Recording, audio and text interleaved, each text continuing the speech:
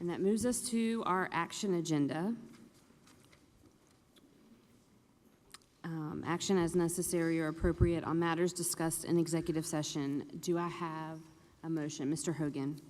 I do have a few of them. First off, A, I'll make a motion that the board approve selected employment items shown in Exhibit A. Do I have a second? Ms. Snipes seconded. Any discussion? Seeing none, I'll call for the vote. All in favor? That motion carries 6-0. Do I have another motion? I do. I've got four more pertaining to this. First one pertaining to C. Make the motion that the board approve the purchase of the property at 1635 Hollingshed Road, Irmo, South Carolina 29036, as referenced and voted on our October 7th board meeting, consisting of 25.34 acres described as R05200-01-13 and R05200-01-18 upon completion of the due diligence. Do I have a second? Ms. Snipes seconded. Any discussion? Seeing none, I'll call for the vote. All in favor? That motion carries 6-0. Do I have another motion? Mr. Hogan. All right, now D from executive session. Make the motion the board approves the recommendation of awarding CPL Architects, Engineers, Landscaping Architect, and Surveyor, PC, as the architectural and engineering firm for the redesign of Dutch Fork Elementary's bus loop and car rider loop. Do I have a second? Ms. Snipes seconded. Any discussion? Seeing none, I'll call for the vote. All in favor? That motion carries 6-0. E. Make a motion the board approve the proposed settlement of litigation identified as civil action number 2021-CP-32-03793, which would end the litigation and resolve this matter in full once payment from the litigation defendants is made. Do I have a second? Ms. Snipes seconded. Any discussion? Seeing none, I'll call for the vote. That motion carries 6-0. All right, and F. Make a motion that the board approve the amended sewer agreement, which permanently resolves the dispute between the district and the town of Chapin regarding the requested movement of the sewer main under Amex Ferry Road adjacent to the Piney Woods School project. Do I have a second? Ms. Snipes seconded. Any discussion? Seeing none, I'll call for the vote. That motion carries 6-0, and that moves us to approval of solicitation for A&E services for new Dutch Fork Elementary School. Do I have a motion? And then Mr. Hogan. And make a motion that the board approve the solicitation for A&E services for the new Dutch Fork Elementary School. Do I have a second? Ms. Snipes seconded, and discussion. Dr. Ross. Thank you, Madam Chair, members of the board. With the purchase of the new property at Hollingshed, we only have a schematic of what a new Dutch Fork Elementary will look like. A&E Services would actually design a building for that site. Pending the passage of the bond referendum, we would be able to move directly into moving into into that site. If the referendum does not pass, we would own the plans for that particular site until the time that the district would have funds to build. Okay. Miss? What's the estimated cost for A&E services?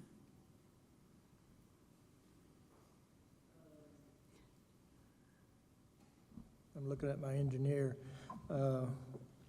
I know we're looking at the Dutch Fork to Car Rider line. It's about $86,000, so it's probably going to run about 100. Hold on a second. But this is for the design of a totally new school, correct? Yes, ma'am. So it would be about, the standard is 7.5% of the construction budget. So several $1 million. I mean, Piney Woods was $30 million, so 7% of $30 million would be $2.1 million. Did I get that right? Yeah. Somewhere in the. I went to. Somewhere in there. So it'd be 7.5%.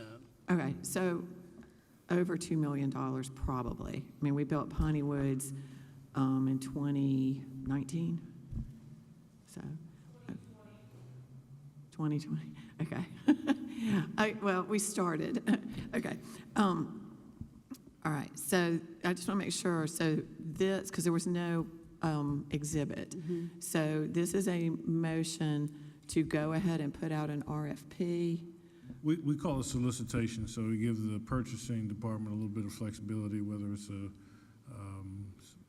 whether it's RFP or RFQ.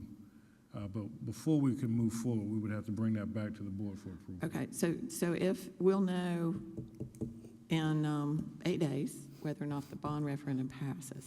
So if the bond referendum does not pass, then the board at that time decided, because there's going to have to be a lot of decisions at that point, decided not to move forward with this, then the RFP could be canceled. That's correct. Okay, or Not voted not upon. awarded. So it Okay. doesn't lock anybody into anything. Does not lock in. What happened is all we're doing is putting out the solicitation. We need your approval to even solicit this So it gets the project. ball rolling, It gets so the ball we're not rolling. delayed on time. Okay. One of the things that in the plan was to ensure that there could be movement all at the same time. Remember, we would be adding a building, but not increasing staffing. Now, how do you do that? How do you add a building and not increase staffing or programs? That's because programs are inhabiting the same building. Piney Woods is holding a program. Irmo High School is holding a program. And we have another, Spring Hill is holding a program. So you have 3 buildings currently holding 3 different programs. So with the redistricting, we wanted the place to move those 3 programs so that those 3 schools could take in more students. If this gets the ball rolling, the referendum does not pass, we would have to come to this body again to ask for approval. And at that point, it could not be approved. Any more questions? All right, we have a motion on the floor, seeing no more questions, I'm going to call for a vote. All in favor? Motion carries 6-0. That brings us to number 14, which is the approval of budget transfer for Dutch Fork Elementary sensory room equipment and installation as seen in Exhibit 1. I'm going to go ahead and ask for a motion. Mr. Hogan? Make a motion that the board approves a budget transfer of $20,000 in general funds from instruction services, high school programs, technology and software supplies to Dutch Fork Elementary, support services, purchased services, and supplies. Second. I heard Ms. Barnhart first. We got a second over here. And I'm going to turn it over to Dr. Ross and our team. I want to give an opportunity for our experts to speak. We are asking 2 principals to come forth to tell their story about the need for sensory rooms in our schools. We have, I think, the national expert on dealing with sensory rooms and autistic, and we learn a lot from what Cassie does at her school, and we see this need in other schools. I don't think there's one school in our district that could not use a sensory room. All of our schools need it. However, I employ this body to consider an immediate need at Dutch Fork Elementary School. Its built in 1953, was not designed with these needs in mind. So if it pleases the board, I would like Cassie Pascal and Rebecca Dilly to present. And because it's a budget transfer, I have our CFO to explain how we would move the money from one end of our budget, high school supplies, to another end of our budget, elementary supplies and purchase services. So with that, I'll begin with Ms. Cassie Pascal, Principal of Piney Woods. Good evening, Madam Chair, trustees, Dr. Ross, executive staff. I can't leave my people out. I'm excited to talk to you guys about a great tool that can be used in all schools to benefit all learners with various needs. And right now, I'll talk to you a little bit about sensory rooms. So to tell you a little bit about my background, I started teaching 23 years ago, and Wilson High School in Florence won, and I actually started their self-contained autism program at the high school level. And that's where I began to really get to know the importance of sensory integration and how it can help all of us. We all have sensory needs. Then I had the honor of moving to Irmo Middle School, where I was also a teacher for children with autism and also the special ed department chair. And that's when we started creating smaller rooms, smaller spaces for sensory input for all different learners. Then I got to go, I've been all over the place. Then I got to serve at Oak Point Elementary. I was there for 10 years. And we actually, when I was there, we were the autism hub for School District 5. So we had all of the classes and all of the children that were deemed it was an appropriate setting on the spectrum in a self-contained setting, they were at Oak Point Elementary. And that's when we started doing bigger spaces, rooms, different opportunities for sensory input. Then I had the distinct honor of becoming the principal at Irmo Middle, and that's when I had this light bulb moment, and it wasn't just me, but it was me personally, my personal professional journey, that all children need some type of sensory opportunity to calm down. All of them. We allow breaks, we allow pacing, we allow rocking. All of that is sensory input, right? So when I came to Piney Woods Elementary, we had the opportunity to create a sensory space. And so that's what I want to talk to you a little bit about. It's an entire room dedicated to sensory integration. So a sensory room is a space designed to help an individual's sensory issues learn to regulate their brain's negative reactions to external stimuli by developing coping skills for these experiences. So when people are in those extreme states, they can't think straight. None of us can. So we have to get them regulated in order to teach them the skills necessary to be successful, not just in school, but as humans. So what is a sensory room? It is a tool. All negative behavior is communication. They're talking to us, it's not in the way we want them to talk. So we have to get all the tools in our tool belt, and each child is different. So it's a tool to get students ready to learn. It is a training center for skills. It's a controlled environment that is very sensory focused. To the untrained eye, it may just look like a lot of fun, but it is serious business. It's a place where students can de-escalate, they can learn to self-regulate, and post-COVID, ask any educator, that is the #1 area of growth for our children, is the lack of self-regulation, and sensory room gives them the opportunity to regulate. It's also a calming space to work on individual student needs, and that's why we're here. So Temple Grandin, she's just my jam. And she's on the spectrum. She has a PhD in animal husbandry, and she wrote this incredible book called Emergence, and she talks about her journey. And she became fascinated with how cows are slaughtered, and so she created this squeeze machine based on that machine because she saw how that machine calmed the cows, but she created it for humans, and it's used in classrooms now. So she says the squeeze machine, so that sensory input, it's not going to cure anybody, but it may help them relax. And relaxed people, relaxed children have better behavior, and that's what we're here for. So why are they needed? To assist with overstimulation. We all get overstimulated. I do all the time. My staff can tell you I get really overly excited. It's to help manage stress and aggression. It is to help students make sense of the world around them. So many of our kids, it's fight or flight. Well, how about we calm them down and get them ready to learn? Practice those self-regulation skills in a safe, calm environment. Teach body awareness. You'd be surprised how many children don't have that yet. And research shows time after time, it truly supports students that have not just exceptionalities, but those that have experienced trauma. They have excessive technology use that is negatively impacting our children, lack of adequate nutrition, and much more. So these are some pictures from our sensory room at Piney Woods. They need a dedicated space. They need sensory equipment. That's why we're talking to you. They need durable, portable equipment. That way it can ebb and flow with the children we have the honor of serving. And it really should have visual schedules. We have them, and you can see the dot in the back. Right there are different stepping stones. They can get pressure through just walking, stepping, jumping, skipping. We also have sensory walls in our schools, and we teach our children, part of our expectations to use those appropriately, and they are an instructional tool. Swings are an option. Ball pit, they can get sensory from all over, the pressure. This little fish here, he spins around. It's really cool.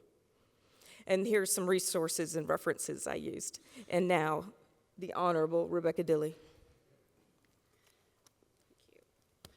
Good evening, everyone.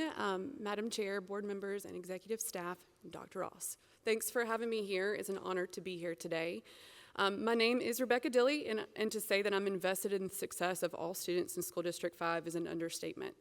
I'm a proud D5 graduate, and both of my parents have worked for these schools. I have formerly served as a teacher at Chapin Elementary, administrative assistant principal at Ballantyne Elementary, and assistant principal over instruction at Chapin Intermediate School. I consider myself incredibly fortunate to be able to currently serve as the principal of Dutch Fork Elementary School, the Academy of Environmental Sciences. We have a long-held belief, and the staff at Dutch Fork Elementary, we believe that all people deserve to feel safe, valued, and loved. These words are not only posted in our hallway, but they motivate us each and every day to do our very best for our students, families, and for each other. Our teachers do not teach because it's their job. They teach because it's their passion and calling, and we hold our Fox Cubs in our hearts. There is not one staff member at Dutch Fork Elementary that simply shows up to work. We are all invested with a growth mindset to not simply be good enough for our Fox Cubs, but to continuously do better for them each and every day. Our theme this school year is to write our story together. And tonight, I'll share a little bit of our story with you. We currently have 443 students enrolled at Dutch Fork Elementary School, grades 4K through 5th grade. 75.8% of our students and families live in poverty. 21% are served through IEPs or special education. The majority of our students come to us ready to learn curriculum.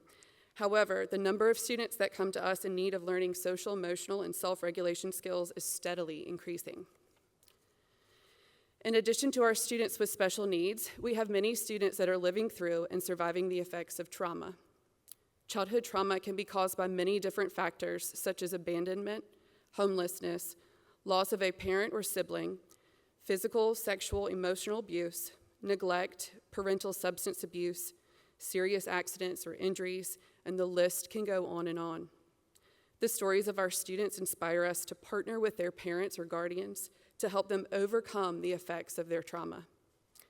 When the brain is developed in a trauma state, it causes the human brain to be stuck in a fight, flight, or freeze mode.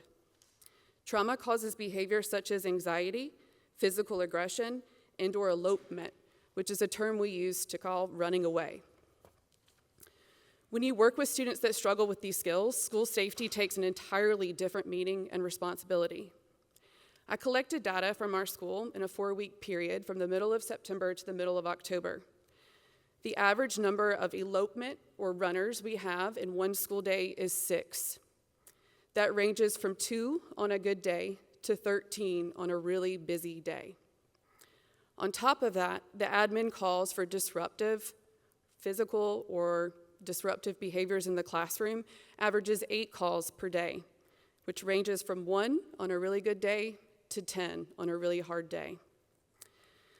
What has not been counted is the amount of valuable instructional time it takes to de-escalate a student and return them to class, in addition to the amount of time it takes to settle the remaining students in the classroom to focus on their learning. We are challenged even more by the logistics of our building to ensure safety of students at all times. Dutch Fork Elementary was originally built in 1918. After many additions in over 100 years, our school has a completely original and unique layout which intensifies the risk of runners and makes supervision and student safety more challenging. There are many turns, corners, hallways, stairways, bends, and places for students to hide. Supervision feels almost impossible when looking for a student that has run from his or her classroom. Our building has 41 exterior doors. The bathrooms in our classrooms are in the hallway, with the exception of kindergartners. 4-year-olds and 1st through 5th grade all leave the classroom to go to the bathroom. When you are at risk of a runner, there is no preventing you from not being in the room. Our property is located directly on Broad River Road, which all of us maybe know is going to be widened, which means that the front of our doors are even closer to a major highway. Our recess ground is backed up to I-26. You can literally see a pathway from our recess to the interstate. These simple facts make the risk and danger of elopement more frightening for our students, staff, and families. These concerns are not only shared by our staff members, but have been visible in the tears shed by parents of our students with a pattern of elopement.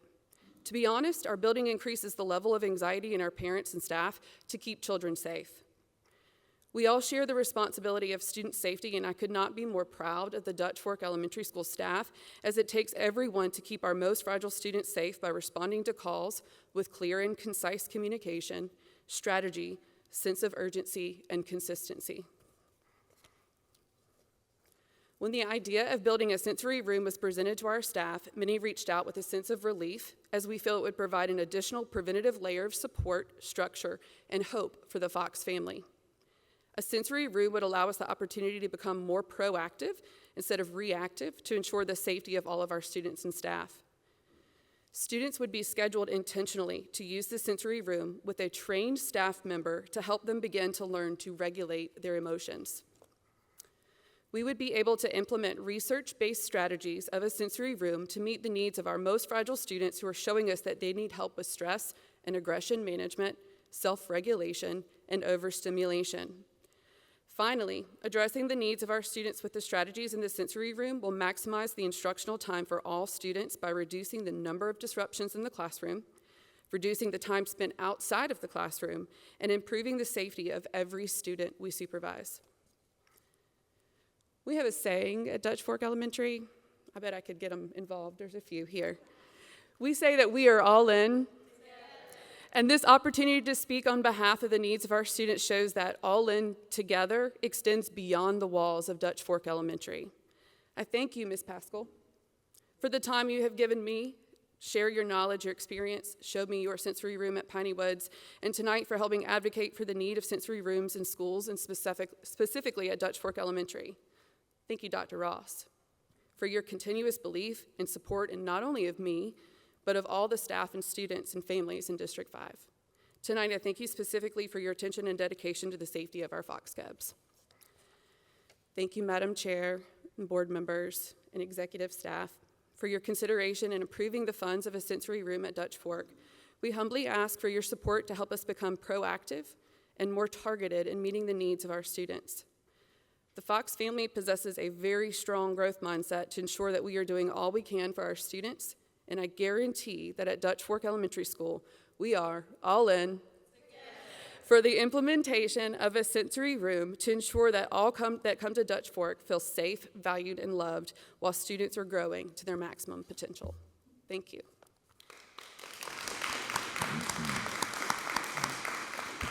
Ms. Tucker, if you can explain how the transfer would work. I know we're transferring from one function to two different functions. Yes, thank you, Dr. Ross. So when this was presented to me, we need $20,000 in a budget that I wasn't here to create.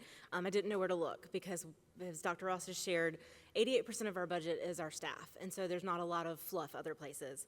So we got creative and we looked at things that ESSER was able to pay for this year that are recurring charges, and since this is one-time money to set up the sensory room, there was money available in Ms. McCaskill's budget for something that was covered out of ESSER for this year in the high school technology supplies. And so since that was already paid for out of ESSER funds, that again, we will need our general funds to pay for that next year, but that freed up a little bit of money. And so we're able to move that money with your approval from high school programs, technology into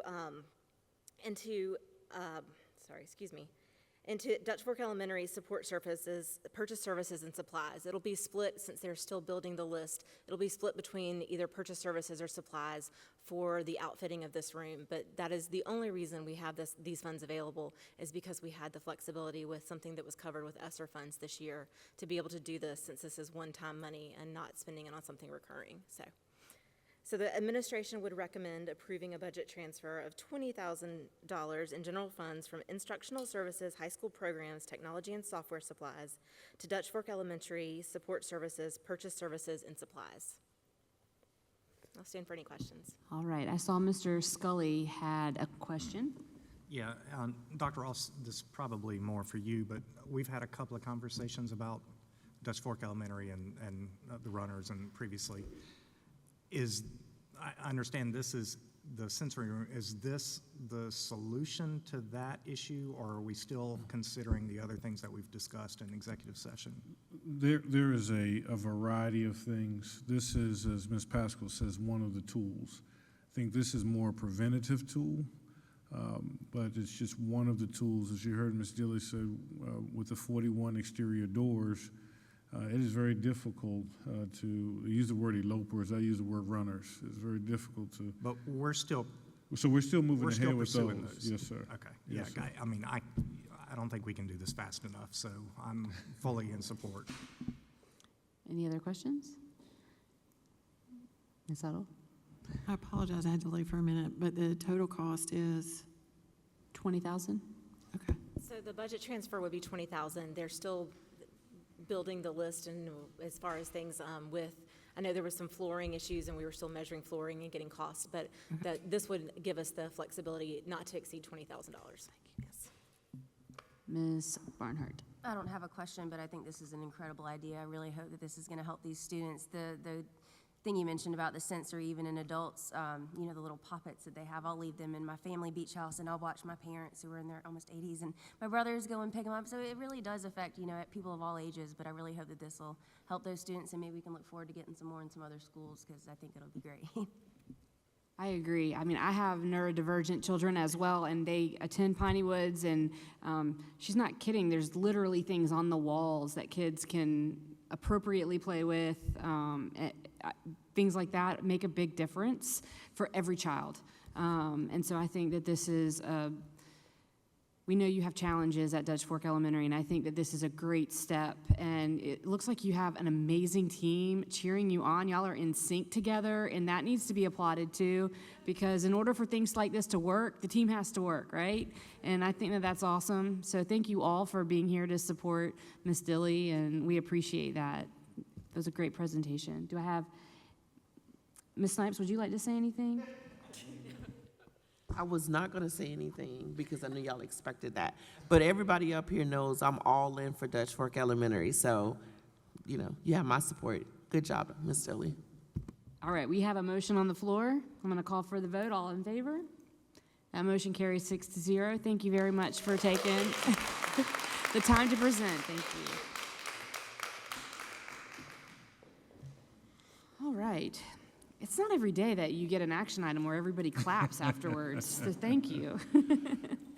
All right, so that moves us to number 15 on the action agenda, approval of locally board-approved course, Unified Physical Education 2, 3, and 4, Exhibit J. Mr. Hogan. Yeah. Make a motion that the board approve, let me get the recommendation real quick. The board approved the addition of Unified Physical Education 2, 3, and 4 courses.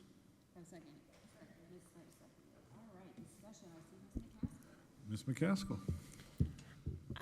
If you have any questions, we reviewed this last board meeting, but this is increasing, we already have the Unified PE 1, so this is increasing that so we can continue that collaborative between our special needs students, our general ed students, just continuing that leadership development and collaboration with those students. Do I have any questions? I have a quick question, Ms. McCaskill. I don't know if you would know this or not, but you probably would know this because this is what you do. But I was made aware that USC has a master's in Unified physical education. Is there a partnership that the district works with them on this or not? We don't have a partnership necessarily for that, but there have been some times when USC has been kind of called in for some special instances where we had questions, things like that. Okay. But there's not a specific partnership with them. I was just curious. Any other questions? All right, seeing none, I will call for the vote. There's a motion on the floor. All in favor? That motion carries at 5-0. And that brings us to, thank you, Ms. McCaskill. Awesome. Oh, you're still here, that's right. I'm still here. You're in the thick of this one. All right, that's the second and final reading approval of proposed revisions to Board Policy IJK supplementary materials, selection and adoption as seen in Exhibit K. Do I have a motion? Mr. Hogan? I make a motion that the board approves the recommendation to the proposed revisions to Board Policy IJK supplemental materials, selection and adoption. Do I have a second? I heard Ms. Huddle second it. Any discussion? This is second reading, so any discussion? Seeing none, I will call for the vote. All in favor? That motion carries 5-0. And that brings us to, moving right along, number 17. Mr. Hogan. Make a motion that the board approves the second and final reading of revised policy JICJ prohibit, sorry, prohibitate,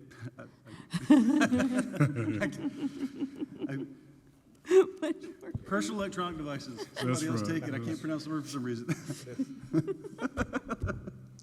Dr. Harris is available for questions. Hold on, there's a second. Oh, We I'm need a sorry. second. Mrs. Snipes seconded.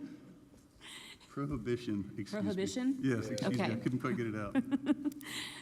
All right, we have a second. There's a motion on the floor. Discussion, Dr. Harris, or hold on, Miss. Where are we right now? What's going on right now between now and, this would go into effect January 1st, right?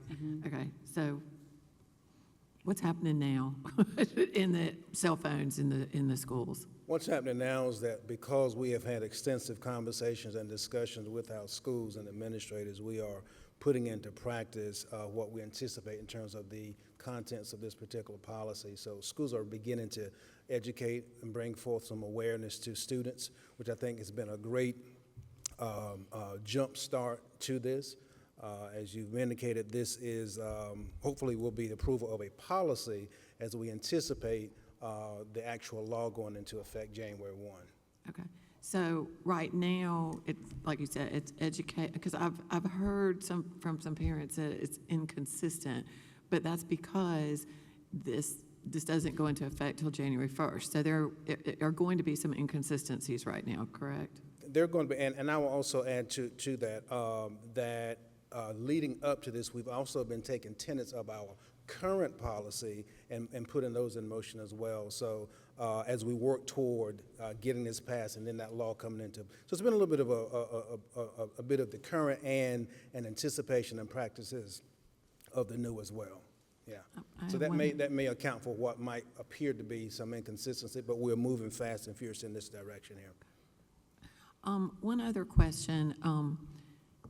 This is kind of a future-looking question, an opinion question. I had so this won't take effect on the buses, right? And I had a bus driver tell me that actually, he said phones can actually be good on buses because the kids have their noses like this, so they're not misbehaving. But he did express some concerns with use of video and photos and kind of bullying type stuff. So is that something that you feel like is already addressed in the code of conduct? But it was really specific to cell phone policies, or something we should maybe think about enhancing at a later date?